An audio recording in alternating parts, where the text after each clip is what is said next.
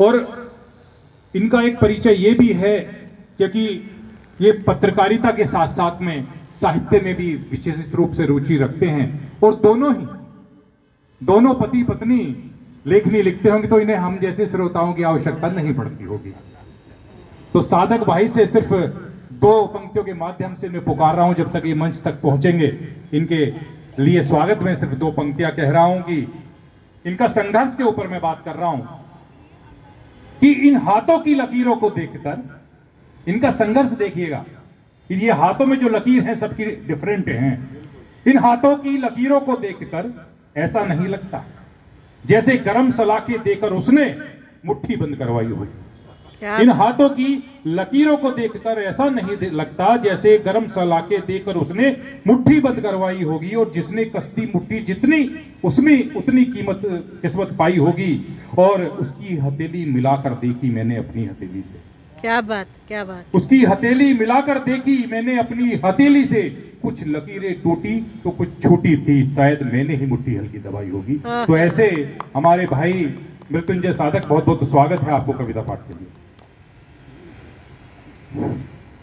अध्यक्षता वाली बात भूल गया था जी, उसके लिए क्षमा चाहूंगा। अध्यक्ष भी हैं, एक परिचय आज इनका विशेष रूप से ये मावाड़ी को नमन। और मंच के 2 फिक्स डिपॉजिट बैठे हुए हैं, दीदी मधु दीदी और डॉक्टर रवीर सिंह परमार जी, और सभी को श्री चरणों में नमन करता हूँ। आज एक महत्वपूर्ण बात रही। असल में वरिष्ठ नागरिक आय मंच दीदी प्रहरी मंच से हैं। हमारे यहाँ ऐसा नियम है कि जो पदाधिकारी हैं उन्हें ही अध्यक्ष पद, हमारे डॉक्टर नरेश नाथ सर का ये है कार्यक्रम, उनका ये आदेश रहता है, उसी प्रक्रिया को हम लोग पालन करते हैं। तो ये बदलती रहती है चीज़ें, पदाधिकारी ही अध्यक्ष बनते हैं, धीरे धीरे इस तरह से चीज़ें बनती हैं। आज जो कविताएं हुई, भैया बहुत सही कह रहे थे मधुकर भैया कि बैठ कर लिख रहे थे, सही बात है। एक चीज़ मैंने पकड़ी दीदी, आपके श्री चरणों में कहता हूँ, एक चीज़ पकड़ी मैंने, रंग कैसा? सोनम दी ने श्री राम के श्री चरणों से निश्चित वह रंग की व्याख्या की अपने गीतों में, गज़लों में बहाई। और दूसरा होली का रंग जो आने वाली है 25 तारीख को होली।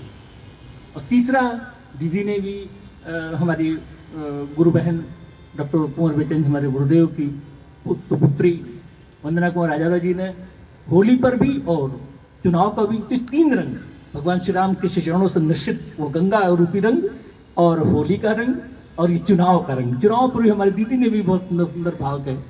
तो ये स्थितियाँ बनी।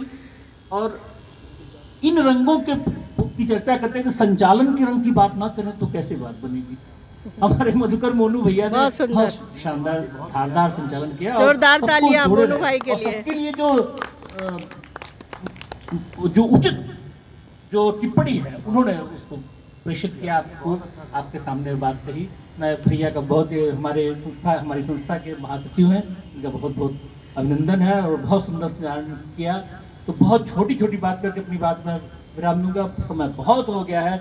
बहुत एक छोटी सी गज़ल और एक बहन जी ने वो धार्मिक वाली बात कही, धार्मिक जगहों पर और रील्स की बात कही। फिर दीदी ने भी बहुत सुंदर रचना पढ़ी। तो मैं एक छंद के माध्यम से बात करता हूँ। तुम शील स्नेह सरोवर में, तुम शील स्नेह सरोवर में, नलिनी सी खिलो खिलो के मुस्काओ। नारी पर कहते हैं तुम शील स्नेह सरोवर में, नलिनी सी खिलो खिल के मुस्काओ। वाणी की वीणा बने कल कंठ, छटा सी सलोनी सी ज्योति जगाओ। वाणी की वीणा बने कल कंठ, छटा सी सलोनी सी ज्योति जगाओ।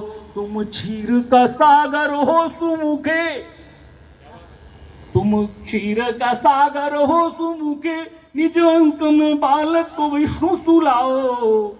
हमारे बहुत आदरणीय अन्वेष सर बैठे हैं, देखिएगा सर मैं क्या कहना चाहता हूँ।